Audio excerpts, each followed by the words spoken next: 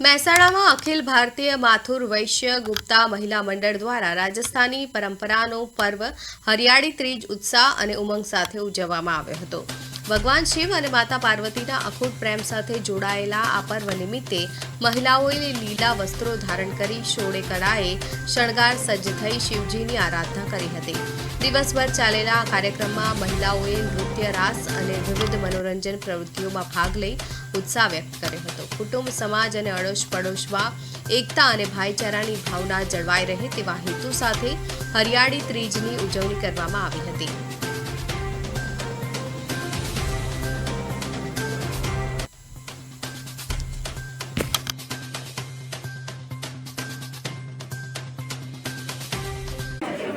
हरियाली तीज और स्वतंत्रता दिवस का 80वां समारोह मना रहे हैं और इसके लिए हम सभी बहनें इकट्ठे हुए हैं और हम लोगों ने काफ़ी अच्छा प्रोग्राम अरेंज किया है और आप सभी का बहुत बहुत धन्यवाद जो भी लोग यहाँ पर आए हैं।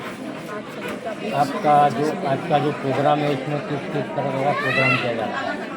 हमारे जो प्रोग्राम हुआ उसमें हमने ध्वजारोहण किया, उसके बाद हमारे मुख्य अतिथियों का स्वागत किया, उसके बाद हम लोगों ने बच्चों का फैंसी ड्रेस रखा और हमारे जो नृत्य होता है सांस्कृतिक प्रोग्राम वह हमने सब महिलाओं ने आयोजन किया।